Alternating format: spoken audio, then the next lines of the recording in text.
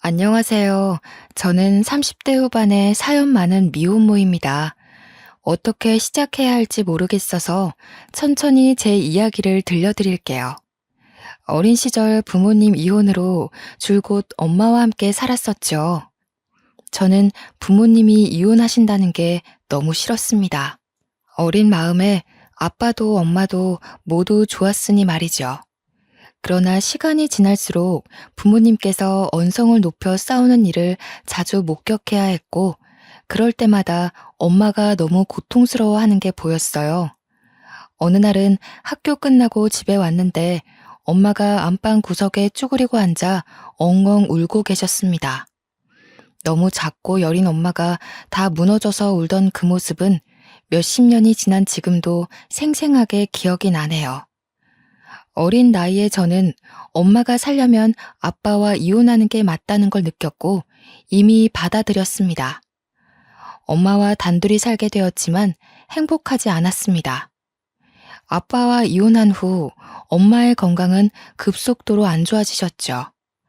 원래는 그 작고 여린 몸으로 저를 어떻게든 먹여 살리겠다고 일을 하셨는데 몸이 너무 힘들고 아프니 엄마는 돈을 벌 수가 없었습니다. 결국 이상함에 병원을 가보셨고 어려서 자세히는 모르지만 엄마가 많이 아프다는 걸 알게 되었죠. 엄마는 초등학생이었던 저를 붙잡고 이런 말씀을 하셨어요. 연주야, 엄마가 일을 해야 돈을 벌고 그래야 우리 연주 맛있는 것도 사주고 예쁜 것도 사주는 건데 엄마가 조금 아프네? 그래서 당분간은 일을 못하거든. 연주가 조금 이해해 줄래? 엄마, 아파? 어디가 얼만큼 아픈데? 조금 아픈 거야. 좋아질 거야.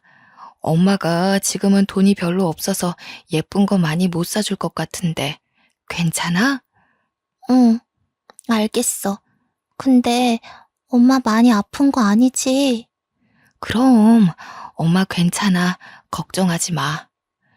엄마가 몸이 성치 않으셔서 병원 생활을 자주 하셨지만 그래도 딸 자식 어떻게든 키워보겠다고 노력을 많이 하셨어요.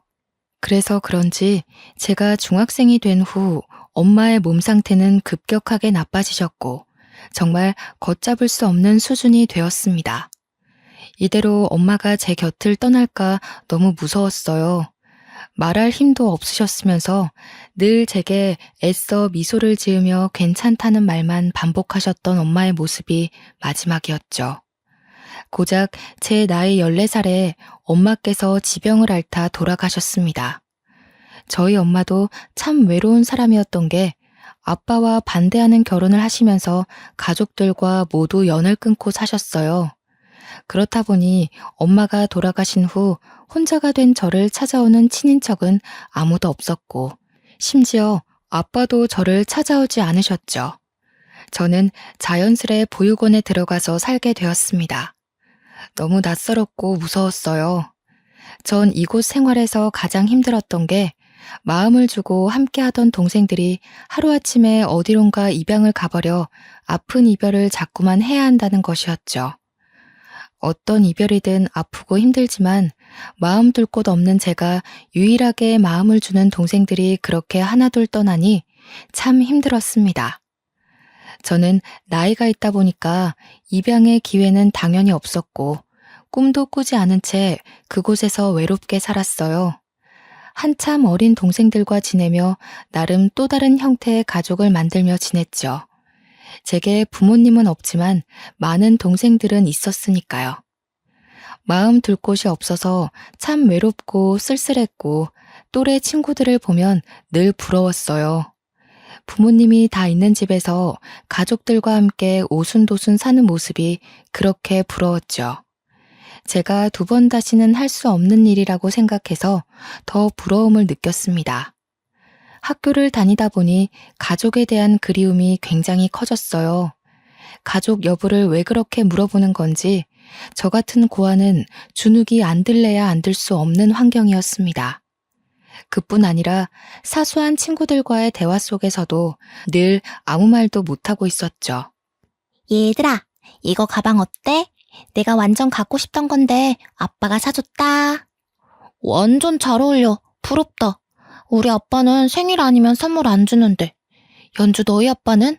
너희 아빠도 선물 자주 사주셔? 어? 아니, 우리 아빠도 잘 안 사주셔. 그러고 보니까 우리 연주 집에만 놀러 못 가봤는데 초대 좀 해줘봐. 궁금하다. 말 나온 김에 오늘 연주 너희 집 가서 숙제할까? 아니. 엄마가 집에 계셔서 허락받아야 해.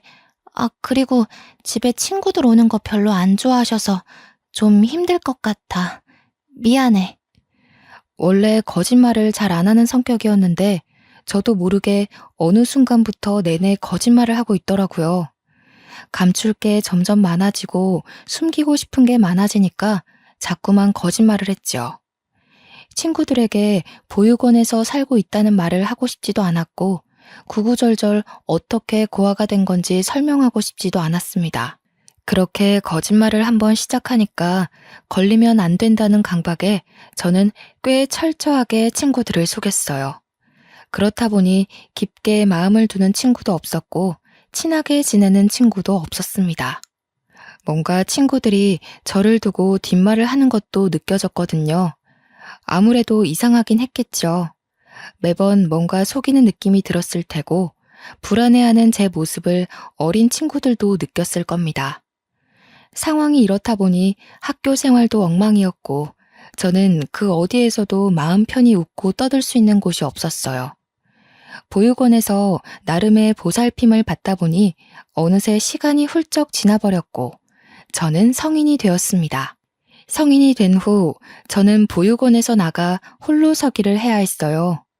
홀로서기를 할 수 있도록 지원을 어느 정도 해주시지만 당장 무슨 일이든 해야 먹고 살 수 있었습니다. 제 힘으로 뭔가를 해서 돈을 벌어본 적도 없었고 공과금이 뭔지도 모르는 제게 홀로서기는 꽤 힘들었어요. 그래도 아주 작은 원룸이지만 그래도 제가 살 집이 생겼었고 사회에 나가 보잘것없는 아르바이트지만 일을 하며 제 돈을 벌어먹고 살았습니다. 적은 돈을 벌어서 월세 내고 공과금과 같은 고정 지출을 모두 낸 후 남은 돈으로 생활을 했는데 이렇게 사니까 힘들지만서도 참 뿌듯했어요. 다만 누군가와 소통도 없이 고립되어 사는 느낌이 들어서 그게 좀 힘들었습니다. 친구도 없고 가족도 없으니 온종일 일하는 거 외에는 말할 이유가 없었거든요. 그렇게 제 나이 25살이 끝나갈 무렵 한 남자를 만났죠. 이성을 사랑하고 좋아한다는 이런 감정 자체가 처음이라서 너무 생소했고 어떻게 해야 할지를 모르겠더라고요. 제게 막힘없이 다가오는 이 남자를 밀어내기는 싫은데 방법을 몰랐던 겁니다. 이 사람은 저에 대해 너무 잘 알았고 이해를 많이 해줬어요. 늘 외로움에 사무쳐 있던 제게 그 남자는 너무 따뜻했고 놓치고 싶지 않은 그런 사람이었습니다. 저보다 한 살 많았던 그 사람은 본인도 없는 살림에 제게 한없이 베풀어주기만 했었죠. 늘 제가 우선이었고 저를 웃게 해주려 노력도 참 많이 해줬어요. 거기다가 저랑 사연이 비슷해서 마음이 더 잘 통했고 서로 외로움이 가장 아프다는 걸 알아서 그런지 서로를 생각하고 위하는 마음이 각별했습니다. 연주야, 내가 이제서야 말하는 건데 사실 나도 부모님 없어. 왜 없냐면 나 버리고 도망가셨거든. 이유는 나도 모르겠어. 그게 사실이야? 그럼 여태 어떻게 산 거야? 나처럼 보육원에 간 것도 아니잖아. 부모님이랑 살던 집에서 혼자 살았어. 그 집 하나 두고 도망 나가셨거든. 근데 웃긴 게 뭔 줄 알아? 내가 딱 성인이 되니까 그 집을 부동산에 내놨더라. 그래서 나도 당신처럼 급하게 원룸 구해서 독립한 거야. 여태 소식도 없고? 죽었는지 살았는지도 모르겠고 왜 그렇게 떠났는지도 모르겠어. 근데 하나 짐작 가는 건 두 분이 워낙 안 맞았었고 각자 외도도 하셨거든. 그래서 뭐 각자 살겠다고 합의하에 나 버리고 간 게 아닌가 싶어. 너무하네. 나만큼이나 힘든 시간을 보냈구나. 그래서 나는 연주 널 보면 그냥 우리 둘이 행복했으면 좋겠어. 그냥 잘해주고 싶고 보듬어주고 싶고 막 그래. 대충 사연이 있다는 건 알았지만 이렇게까지 아픈 사연이 있는 줄은 몰랐습니다. 저희가 어느 정도 서로에 대한 마음이 각별해지니 그 사람은 제게 속내를 털어놓고 본인이 어떤 일이 있었는지 말을 해주더라고요. 사실상 사연이 살짝 다른 것 외에는 둘 다 어린 나이부터 외롭게 혼자 살았다는 동질감이 느껴져서 그런지 더 애틋한 사이가 되었습니다. 그냥 쳐다만 봐도 좋았고 외롭고 쓸쓸한 감정이 다 차오르는 듯 했습니다. 그런데 철도 없었고 배운 것도 없이 부족한 저희 두 사람이 너무 앞만 보고 사랑해서인지 너무 빠르게 아이가 찾아왔고 당황스러웠어요. 그간 돈을 벌어두긴 했으나 살림을 차리기에는 턱없이 부족한 돈이었는데 아이까지 키울 자신은 없었죠. 그러나 제 뱃속에 생긴 생명을 결코 포기할 수 없었습니다. 전 임신 사실을 알자마자 애아빠에게 말을 했어요. 나 할 말 있는데 자꾸 생리를 안 해서 임신 테스트기를 해봤거든? 그랬더니 2줄이 나온 거야. 그래도 혹시 몰라서 병원까지 가봤는데 임신이 맞대. 뭐? 임신이라고? 아, 임신이래. 왜 싫어? 싫다기보다는 당황스러운 거지. 우리가 가진 게 없으니까. 아니야, 그래도 걱정하지 마. 내가 너랑 아기 책임질 테니까 걱정 마. 잘할 수 있어, 우리는. 그렇지? 우리 그럴 수 있잖아. 맞지? 난 사실 무서웠거든. 당신이 아기 지우라고 할까봐. 우리 아기인데 지우긴 왜 지워. 당연히 낳아서 키워야지. 우선 집부터 합치고 각자 모은 돈 좀 합쳐서 어떻게든 해보자. 애아빠에게 임신 사실을 고백했을 때 처음에는 당황한 듯 보였으나 이어 아주 든든한 말을 해줬습니다. 그래서 안심이 되었고 무섭지만 믿고 새 출발을 할 수 있었죠. 저도 애아빠도 각자 작은 원룸에서 살고 있었는데 제가 살던 집을 빼버리고 애아빠 집으로 들어갔습니다. 그쪽도 원룸이지만 방 사이즈가 컸고 분리형이라 아무래도 살기에는 그쪽이 더 좋은 조건이었어요. 그렇게 집을 빼고 받은 보증금과 제가 모아둔 2천만 원 남짓의 돈은 애아빠가 관리하기로 했습니다. 저보다 경제관념이 뛰어났고 현명했거든요. 그리고 바로 더 큰 집으로 이사할 수 있었지만 조금이라도 더 모으고 가자는 애아빠 말에 그 집으로 들어가서 우선 몇 달이라도 살기로 한 거였죠. 그렇게 애아빠와 살림을 합치고 작은 집이지만 나름 행복하게 지냈습니다. 저더러 몸이 힘드니까 일을 하지 말라고 했으나 한 푼이라도 벌어야 한다는 생각에 가볍게라도 일을 해서 살림살이에 보탬이 되었고 둘이 벌어서 모으니 제법 돈이 빨리 모이는 듯 했죠.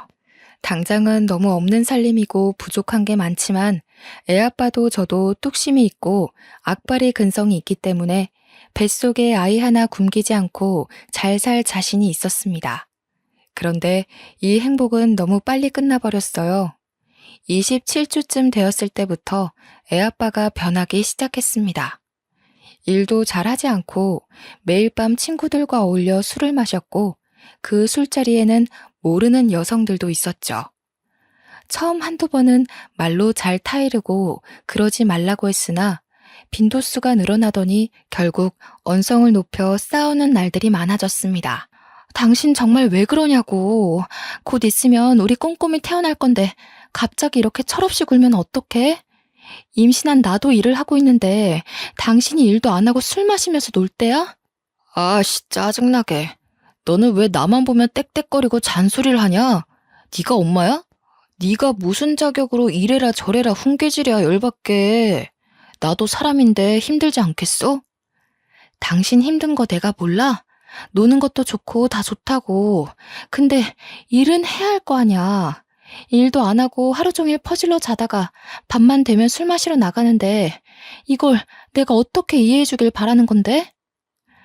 야, 너 한마디만 더 해봐. 막말로 너도 그 뱃속에 애새끼도 다 버리고 싶은 거 겨우 참고 있는 건데 자꾸 그렇게 열받게 하면 너희 둘 다 버리고 잠수 타버린다. 뭐?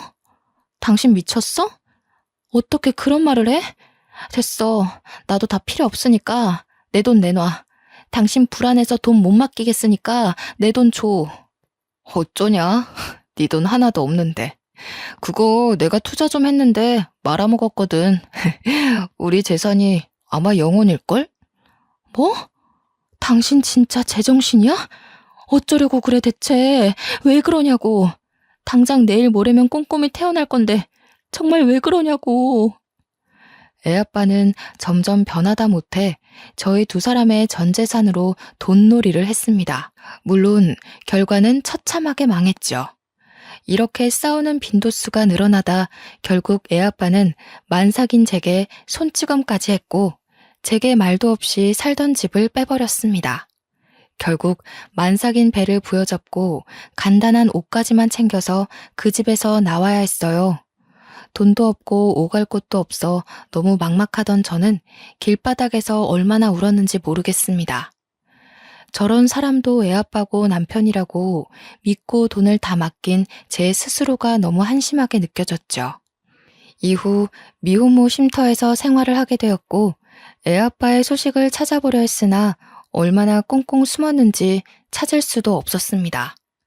솔직한 심정으로 살 자신이 없었고 막막했어요. 그러나 이 극한 상황에 이악 물고 진통 다 겪어가며 낳은 제 딸아이를 보면 전 살아야 했습니다. 저 하나 믿고 이 세상에 나와준 딸아이를 제가 지켜주고 싶었죠.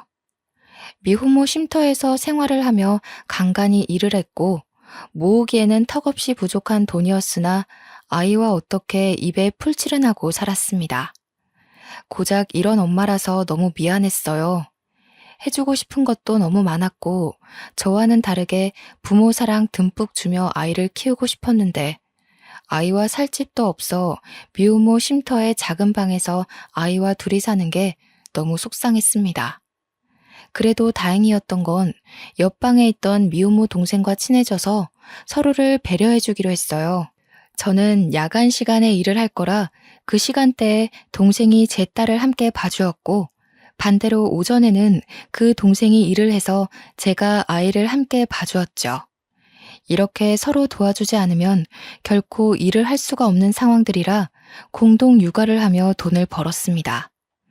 미혼모로 사는 게 결코 쉽지 않았어요. 아이를 혼자 육아해야 하는 건 솔직히 상관이 없었는데 혼자 육아를 하다 보니 일을 할 수 없다는 게 힘들었습니다. 아이만 보자니 생계 유지가 쉽지 않았고 생계 유지를 하자니 아이를 볼 수 없는 답답한 상황의 연속이라 이게 가장 힘들었죠. 거기다가 너무 작은 딸아이를 두고 나오는 게 발길이 떨어지지도 않았습니다. 그러나 저는 부족한 엄마라서 남들보다 더 이를 악물고 최선을 다해야 했어요. 그러던 중 미혼모 쉼터에서 나와야 하는 날이 다가오고 있었습니다. 거기가 무슨 숙박업소가 아니기에 쭉 장기간 있을 수는 없는 노릇이라 나와야 했고 너무 형편없는 집이지만 작은 원룸을 구해 아이와 살게 되었죠. 좋은 것만 먹이고 입히고 다 해주고 싶은 마음과는 다르게 끼니나 제대로 챙겨주면 다행일 정도로 형편없는 엄마인 제가 너무 싫었습니다. 그렇게 아이와 독립을 한 후의 삶은 처참했어요. 아이를 맡길 곳도 없고 맡길 돈도 없었기에 함께해야 했는데 아이를 데리고 일할 수 있는 곳을 찾는 게 결코 쉬운 일은 아니었습니다.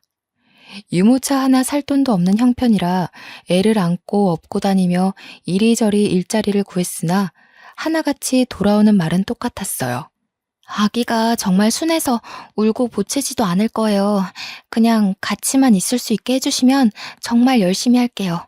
사장님, 저 일 좀 할 수 있게 도와주세요. 제가 미혼모라 아이를 맡길 곳이 없거든요. 누가 일터에 애를 데리고 와서 일을 합니까? 막말로 그쪽이 사장이면 애 달고 나오는 직원을 뽑겠어요? 혼자 나오는 직원을 뽑겠어요? 이건 어쩔 수 없는 거니까 그냥 가세요. 아, 사장님, 제발요. 저 정말 누구보다 열심히 할 수 있어요. 제발 부탁드릴게요. 아, 진짜 왜 그래요, 불편하게. 나도 돈 주고 사람 부리는 입장인데 사정 다 봐주면서 눈치 보며 직원 뽑을 이유는 없잖아요. 그만하고 나가세요. 아니면 뭐 밥이라도 한 끼 먹고 가던가요. 그렇게 혼자 못 키울 거면 애 아빠한테 보내지. 왜 고집 부려서 둘 다 힘들게 삽니까? 제가 일자리를 구하면서 가장 많이 들은 말이 능력도 없으면서 애를 왜 데리고 있냐는 말이었어요. 본인만 힘든 게 아니라 애도 힘든 건데 애 아빠한테 보내라고 말이죠. 물론 저들은 사정을 모르니 그렇게 말할 수 있겠다는 생각이 들면서도 막상 들으면 가슴이 저릿했습니다. 일자리를 매일같이 구했지만 아이를 데리고 할 수 있는 일은 아무것도 없었고 그나마 모아둔 돈도 거의 다 떨어져 가는 상황이었죠. 저는 굶어도 괜찮은데 딸아이를 굶길 수는 없었고 정말 막막했습니다. 이때만 생각하면 너무 마음 아픈 게 매일 밤 잠든 딸아이를 보며 소리도 못 내고 베개로 입을 틀어막고 참 많이 울었죠. 이 답답하고 막막한 현실을 어떻게 헤쳐나가야 할지 모르겠더라고요. 일을 하고 싶은데, 아니, 정확하게는 어떤 일이라도 할 수 있는데, 제발 누가 제게 일 좀 시켜줬으면 하는 마음이 아주 간절했습니다. 가족이라도 있으면 아이라도 맡기고 일을 했을 텐데, 제게 딸 말고는 아무도 없다는 이 현실이 참 아팠죠. 그러던 중 하늘이 무너져도 솟아날 구멍은 있다고 아이를 데리고 일할 수 있는 곳을 찾았습니다. 그걸 찾자마자 저는 아침 일찍부터 아이를 데리고 길을 나섰어요. 무슨 일이 있어도 이 일자리는 제가 꼭 해야 했기에 너무 간절한 마음으로 향했죠. 거의 다 도착했을 때쯤 길을 헤매게 되었습니다. 초행길에 골목이 많아서 많이 헷갈리더라고요. 이리저리 빠른 걸음으로 걸어가고 있던 찰나 골목길에 어떤 사람이 쓰러져 있는 걸 발견했습니다. 저는 너무 깜짝 놀라서 쓰러진 사람에게 다가가 막 흔들었어요. 저기요, 할아버지, 제 말 들리세요? 할아버지! 배고파. 네? 할아버지, 어디 편찮으신 거예요? 제 말 들리세요? 살려줘. 골목에 쓰러져 있던 할아버지는 행색도 좋지 않았지만 무엇보다 안색이 너무 좋지 않았습니다. 그러나 저는 면접 시간이 다가와서 당장 가야 했죠. 잠깐 고민을 했지만 제가 이렇게 가면 쓰러져 계신 할아버지가 정말 큰일이 날 것 같았습니다. 저는 우선 구급차와 경찰을 급하게 부른 후 급히 편의점으로 뛰어가서 생수와 삼각김밥을 사왔어요. 저도 주머니 사정이 좋지 않았기 때문에 뭘 많이 사드릴 수도 없었죠. 그렇게 사와서는 힘이 없어 제대로 앉지도 못하는 할아버지를 온몸으로 부축하며 겨우 골목에 기대 앉혔습니다. 할아버지, 제가 돈이 없어서 이것밖에 못 사왔어요. 우선 이것부터 드세요. 그리고 저도 상황이 좋지 못하거든요. 지금 면접 가는 길이라 얼른 가봐야 해서 죄송하지만 먼저 가볼게요. 구급차랑 경찰 불렀으니까 5분 정도만 기다리시면 올 거예요. 꼭 여기 가만히 계셔야 해요. 고맙네. 자네 전화번호랑 이름 좀 써주고 가게. 네? 아니에요. 할아버지 저 괜찮으니까 천천히 드시고 계세요. 사람들 오면 도움 꼭 받으시고요. 얼른 적고 가게. 면접 시간이 촉박해서 너무 초조했는데 자꾸 연락처와 이름을 적으라는 할아버지의 말에 어쩔 수 없이 그냥 적어드리고 저는 면접을 보러 갔습니다. 촉박했던 시간은 어느덧 늦어버렸고 뛰고 또 뛰어도 달라지는 것 없이 면접 시간을 초과해서 도착했죠. 저는 너무 간절했기에 빌고 또 빌었습니다. 정말 죄송해요. 제가 오다가 사정이 있어서 근처에서 헤매고 있었거든요. 제발 면접 봐주세요. 제발요. 이미 다른 분이 먼저 오셔서 면접 받고 내일부터 출근하기로 했어요. 그러게 시간을 딱 맞춰서 오셔야지. 이렇게 면접 시간 하나 엄수를 못하는 사람을 우리가 뭘 믿고 뽑겠어요? 사장님, 제발요. 정말 이렇게 부탁드릴게요. 글쎄, 내일부터 출근하기로 했다니까요. 그만하고 가세요. 그렇게 면접도 못 보고 허무하게 집으로 돌아와야 했습니다. 내 코가 석자인데 대체 누굴 도운 걸까? 저는 또 제 탓을 했어요. 뭐가 그렇게 착하다고, 언제부터 그렇게 착했다고, 왜 그랬을까 싶었죠. 이때가 정말 막막했던 게 남은 잔고가 고작 17만 원 돈이었고 당장 일을 하지 않으면 정말 딸아이랑 굶어 죽을 수도 있겠다는 생각뿐이었습니다. 참 앞이 보이지 않는 이 현실을 어떻게 헤쳐나가는 게 좋을지 모르겠더라고요. 돈이 떨어지는 게 눈에 보이니까 앞날이 걱정되어선 라면 한 개로 하루를 버틸 수밖에 없었습니다. 라면을 쪼개고 쪼개서 끓여 먹고 물을 많이 넣고 끓인 싱거운 국물로 배를 채우며 살았죠.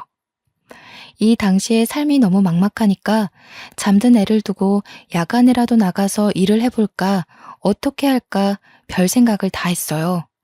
그런데 애가 아직 어리기도 했고 그다지 안전한 아파트도 아니라서 혹시라도 아이한테 무슨 일이 생길까 무서웠습니다. 애 아빠한테 돈만 다 맡기지 않았어도 지금 이렇게까지 힘들지는 않을 텐데 라는 후회도 들었고 그냥 멍청한 제 자신을 한없이 탓했지요. 제가 이렇게 못나서 딸아이가 고생하는 것도 너무 미안했고 작은 원룸에 답답하게 내내 갇혀있는 것도 너무 미안했어요. 워낙 집이 작고 방음이 좋은 편도 아니라서 애가 밤에 울면 옆집이고 앞집이고 다 찾아와서 막 욕도 하고 언성도 높이고 그러더라고요. 안 그래도 무너지는 저를 더 무너뜨렸습니다. 마음껏 울지도 웃지도 못하게 하고 장난감도 사주지 못하는 저 같은 사람도 엄마라고 아이를 낳아서 이렇게 고생시키는구나 싶었죠. 상황이 이렇게 극한 상황이 되니까 아이를 낳지 말 걸 후회도 했습니다. 저야 똑같은 상황으로 돌아가도 우리 딸 낳을 것이만 딸아이를 생각하면 이런 능력 없는 엄마한테 태어나게 만든 게 너무 미안해서 후회가 되더라고요. 리아야, 엄마가 미안해. 엄마가 엄마라서 너무 미안해. 우리 리아 맛있는 것도 사주고 장난감도 사주고 엄마가 그러고 싶은데 아무것도 못 해줘서 너무 미안해 우리 딸.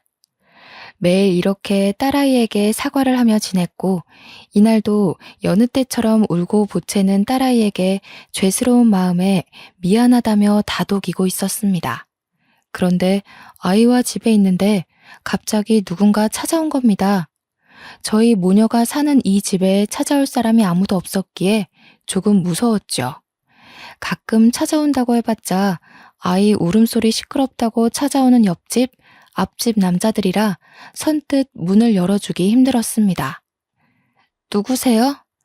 나일세. 문 좀 열어보게나. 네? 누구세요? 나한테 준 삼각김밥이랑 물 갚으러 왔으니까 문 좀 열어보게나. 저는 정말 화들짝 놀랐습니다. 대낮에 저희 집을 찾아온 사람은 길가에 쓰러져 계셨던 할아버지셨죠. 제 면접을 망치게 했던 장본인이라 제가 많이 원망하고 있었던 그 할아버지가 너무 말끔한 차림으로 건장한 남자 둘과 함께 찾아온 거예요. 행색이 좋지 않았던 모습은 온데간데 없었고 정말 당황스러웠습니다. 순간 저는 반가운 반 신기한 반의 마음으로 문을 열어드렸죠. 할아버지는 저를 보며 환하게 웃어주셨고 함께 온 남자들의 손에는 과일부터 시작해서 한우에 아기 옷과 온갖 먹거리들이 잔뜩 들려 있었습니다. 제가 정말 제대로 먹지도 못하고 살아서 그런지 손에 들린 과일과 한우가 눈에 먼저 들어오더라고요. 늘 너무나도 배고팠거든요. 배고픔을 뒤로하고 자리에 앉아서 할아버지께 들은 얘기는 아주 놀라웠어요. 저번에 얼핏 봐도 아주 예쁘더니 딸내미가 아주 인형이네. 아니 할아버지, 그런데 이게 다 뭐예요? 자네는 그날 내가 노숙자인 줄 알았겠지만 사실 그렇지 않네. 길을 가고 있었는데 갑자기 누군가 나를 노리고 와서는 폭행을 하고 지갑에 핸드폰까지 다 뺏기고 쓰러져 있었지. 사람들도 참 나쁜 게 꽤 오랜 시간 쓰러져 있었는데 아무도 날 돕지 않더라고. 그런데 나는 뭐 몸도 못 가누겠고 딱 이러다 죽겠다 싶었는데 자네가 날 도와준 거네. 아, 그런 사연이 있으셨군요. 그래, 그런 자네에게 꼭 보답하겠노라 싶어 연락처랑 이름을 물어봤었잖아. 내가 정신 차리고 치료받고 하면서 자네에 대해 알아보니 딱 해도 이렇게 딱 할 수가 없더라고. 이런 상황에서 애를 혼자 어떻게 키우겠어. 안 그래? 그리고 알아보니 그날도 급하게 면접 가던 길이었는데 날 도왔다는 걸 알고 내가 참 감동했네. 네, 뭐 도와드려야죠. 그래서 이제는 내가 자네를 도울 차례니까 앞으로의 삶은 걱정 말게나. 세상에 먹고 살기도 힘든 애엄마가 애까지 없고 길바닥에 쓰러진 노인네를 구해주는 게 말이 쉽나? 난 정말 감동했네. 그날 만난 할아버지께서는 이런저런 말씀을 해주셨는데 처음에는 그냥 어느 정도 여유가 있으신 분처럼 느껴졌습니다. 그런데 대화를 하며 알고 보니 이름만 들으면 알만한 기업의 회장님이셨죠. 할아버지께서는 제가 아니었다면 이 세상에 없는 사람이었을 거라며 생명의 은인이라고 저를 높여주셨어요. 솔직히 이때까지만 해도 얼떨떨해서 별 반응을 하지 못하고 있었습니다. 어느 정도 이런저런 얘기를 마치신 할아버지께서는 제게 어떻게 도움을 주실지 말씀을 하셨죠. 제 모든 사정을 알고 오셔서 제가 얼마나 힘들게 사는지 알고 계셨어요. 그래서 제가 앞으로 아이와 함께 안정적이게 먹고 살 수 있는 일자리를 주겠다고 하셨습니다. 전 솔직히 일자리를 주겠다는 것만으로도 너무 감사했어요. 제가 가장 원하던 게 일자리니까요. 그런데 할아버지는 단순히 일자리를 주시는 게 아니었습니다. 이번에 요식업을 하려고 준비 중이셨는데 할아버지께서는 제게 본점 하나를 내주시며 앞으로 평생 본점을 운영하며 아이와 함께 넉넉히 먹고 살라고 하셨죠. 그리고 본점을 운영하는 이상 할아버지와의 연도 끊어지지 않을 테니 앞으로는 친할아버지라 생각하고 힘들면 힘들다, 행복하면 행복하다, 소통하며 지내자고 손을 내밀어 주셨습니다. 살다 살다 이런 호의를 받아본 적이 없어서 꿈만 같고 그냥 눈물이 흘렀어요. 할아버지, 이거 정말 진심인 거예요? 저 그 본점이라는 거 죽을 때까지 평생 제가 운영해도 되는 거예요? 그래, 가족도 없이 애를 어떻게 키워? 애는 원래 다 같이 모두가 함께 키우는 거야. 앞으로 네 할애비다 생각하고 지금처럼 할아버지 이렇게 부르고 연락도 자주 하고 그래. 알겠지? 정말 감사해요. 너무나도 감사해서 뭐라고 말씀을 드려야 할지 모르겠어요. 이게 다 네가 인품이 좋아서 생긴 일이니까 너무 감사할 필요도 없어. 그저 주어진 것들에 최선을 다하면 그만이야. 너한테 본점을 맡긴 이유도 너라면 해낼 수 있을 것 같아서다. 기대하마. 네, 그럼요. 저 이악 물고 최선을 다할 거예요. 이렇게 도와주신 거 보답해야죠. 보답한다는 마음으로 살지 말고 너를 위해 살아라. 너는 좀 이기적이게 살아도 괜찮겠어. 할아버지께서는 여기서 그치지 않고 더 완벽하게 저를 살 수 있게 도와주셨습니다. 제가 운영하게 된 가게 근처로 이사까지 도와주셔서 딸아이와 드디어 집다운 집에서 쾌적하게 살 수 있었죠. 집 자체가 분에 넘쳐서 평생 제가 살아볼 수도 없는 집인데 기꺼이 내주셨고, 거기에 제가 일하는 동안 딸아이를 봐줄 베이비시터와 가정부까지 고용을 해주셔서 저는 정말 가게 일만 할 수 있도록 도와주셨어요. 세상에 어떻게 이런 호의를 베풀어주는 사람이 다 있을까 싶었습니다. 제가 할아버지께 너무 감사해하며 그래도 이건 과분하다고 밀어내면 할아버지는 그러셨죠. 의사 말이 조금만 늦었어도 정말 큰일 날 뻔했다고 말했다며 그냥 하는 말이 아니라 제가 할아버지의 생명의 은인이기 때문에 뭐든 다 해주고 싶다고 하셨습니다. 문득 그런 생각이 들었어요.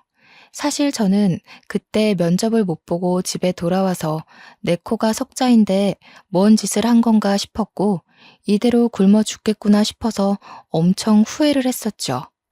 심지어 할아버지 원망까지 했는데 그런 할아버지는 제 평생 하나도 누려보지 못할 이 모든 것을 한 번에 선물을 해주셔서 마음이 무거웠습니다. 할아버지께 솔직하게 말을 했었는데 본인 같아도 도와줘 놓고 후회했을 거라고 그건 이기적이고 나쁜 게 아니라 살아야 하고 애를 키워야 하는 엄마라서 그런 거라며 이해해 주셨어요. 제 10대, 20대는 돌이켜 생각해보면 정말 아픈 시간들의 연속이었고 아이를 낳은 후에도 불행의 연속이었습니다. 아이를 보는 그 순간을 제외하고는 모두 기억하고 싶지 않은 시간들이었죠. 당장 통장 잔고가 17만 원이라 아이랑 굶어 죽을까봐 라면 하나로 하루를 버티고 또 버텼던 제가 하루아침에 사장이 되고 정말 좋은 집에서 가정부와 베이비시터까지 고용해서 팔자 편하게 살 줄 누가 알았을까요? 가정부까지는 고용해주지 않으셔도 괜찮았는데 가게에서 온종일 힘들게 일했으니 집에서는 하지 말라고 하시더라고요. 적어도 집에 있는 시간만큼은 딸아이와 온전하게 보내라는 말씀을 해주시는데 참 훌륭하고 멋졌습니다. 한치 앞도 모르는 게 사람 인생이라고 하지만 제 인생은 그야말로 로또 1등이 약 100번 정도 당첨되는 정도의 행운이 아닐까 싶습니다. 시간이 꽤 흐른 지금은 가게도 자리를 잡았고 모든 게 안정적으로 흘러가고 있어요. 그 어렸던 딸아이도 무럭무럭 건강하게 잘 자라주고 있습니다. 제가 지금 가장 행복한 건 딸아이에게 좋은 것만 입히고 먹이고 보여줄 수 있다는 것이에요. 그리고 배우고 싶다는 거, 하고 싶다는 걸 돈 걱정 없이 다 해줄 수 있는 엄마라서 행복합니다. 여전히 회장님과는 할아버지라 부르며 사적으로 잘 지내고 있어요. 저희 집에도 자주 놀러 오시고 저희 딸내미를 손녀딸로 생각해 주시고 이것저것 얼마나 해주시는지 모릅니다. 외로운 저희 모녀에게 너무 든든한 할아버지가 생겨서 명절에도 외롭지 않게 보내고 있어요. 회장님은 제게 할아버지 같기도 하지만 아버지 같기도 한 너무 귀한 존재입니다. 제가 한 번은 물어본 적이 있어요. 그때 왜 그렇게까지 저를 도와주셨냐고요. 그런데 할아버지께서는 그러셨습니다. 의식이 흐릿한 와중에 본 제 모습은 언뜻 봐도 배고파 보였다고 해요. 아이를 아기띠도 없이 손으로 안고 업고 물과 삼각김밥을 사들고 와서 바닥에 주저없이 무릎 꿇고 할아버지를 일으키는 모습에서 꼭 보답해야지 싶으셨는데 저에 대해 자세히 알아볼수록 마음이 아프셨다네요. 할아버지도 어려서부터 참 없이 컸는데 지금도 여전히 힘들게 사는 제게 뭐든 해주고 싶으셨다고 하셨습니다. 아마 할아버지를 그때 그렇게 만나지 않았더라면 지금쯤 저와 딸은 어떻게 살고 있을까요? 여전히 돈에 허덕이며 하루하루를 숨막히게 살고 있을 겁니다. 제가 이렇게 자리를 잡고 행복하게 살아가고 있을 때 애아빠한테 연락이 왔었어요. 솔직히 생각도 안 나고 살고 있었던 터라 많이 놀랐습니다. 여보세요? 연주 맞니? 세월이 그렇게 지났는데 목소리만 들어도 알겠네. 무슨 일이야? 내 번호는 어떻게 알았어? 어떻게 알았지. 잘 지내고 있다고 소식 들었어. 왜 전화했냐고. 연주 너, 나 미운 거 알고 원망하는 것도 아는데 그땐 내가 너무 어렸고 철이 없었어. 미안하다. 정말 늦었지만 우리 지금이라도 다시 시작해보는 건 어떨까? 별 미친 소리를 다 듣겠네. 너 나 어떻게 살고 있는지 알고 연락했지? 왜? 너무 잘 나가니까 배 아파? 콩고물이라도 떨어질까봐 옆에 있고 싶지? 머리가 있으면 생각이라는 걸 좀 해봐. 내가 뭐가 아쉬워서 너랑 다시 살아? 재혼을 할 거면 내 수준에 맞는 남자랑 재혼해서 살지 않을까? 너도 참 뻔뻔하다. 나랑 리아 그렇게 힘들게 살 때는 모른 척 나타나지도 않더니 이제 와서 같이 살자고? 미친놈. 그때는 내가 너무 어렸다니까. 내가 너보다 더 어렸어, 나쁜 놈아. 2번 다시 연락하지 마. 너 같은 놈한테 원망 쏟을 가치도 못 느끼겠다. 웃기게도 애아빠는 저 이후에도 꾸준하게 매달리고 가게까지 찾아왔었습니다. 딱 겉보기에도 망나니 같아 보였는데 혹시 몰라 할아버지께 부탁을 해서 뒷조사를 좀 해보니 여전히 돈놀이를 하는 망나니였죠. 어쩌면 그때 그렇게 헤어진 게 정말 잘한 일이라는 생각이 들었어요. 그리고 한편으로는 조금 슬펐습니다. 저는 몰라도 본인 딸인데 어쩜 저렇게 모질게 정도 안 주고 모른 척 할 수 있을까 싶었거든요. 솔직히 이런 감정을 느낄 가치도 없는 사람이라는 건 알고 있지만 씁쓸한 건 어쩔 수 없더라고요. 애아빠의 지속적인 집착과 괴롭힘에 그냥 깔끔하게 신고를 했고 그 이후 몇 년이 흐른 지금까지 제게 연락 한 번 없이 조용히 지내고 있습니다. 본인도 양심이라는 게 있으면 그만해야죠. 딱 지금처럼만 딸아이와 할아버지와 행복하게 오래오래 좀 살고 싶습니다. 제가 이제서야 조금씩 할아버지께 효도를 하고 있기 때문에 꼭 오래 저희 모녀 곁에 있어 주셨으면 하는 바람이에요. 제 사연을 모두 들어주셔서 감사드리고 혹시 벼랑 끝에 아슬아슬 서 있으신 분들이 계신다면 꼭 해결책은 있다고 말씀드리고 싶습니다. 모두 행복하시길 바라며 마무리할게요. 감사합니다.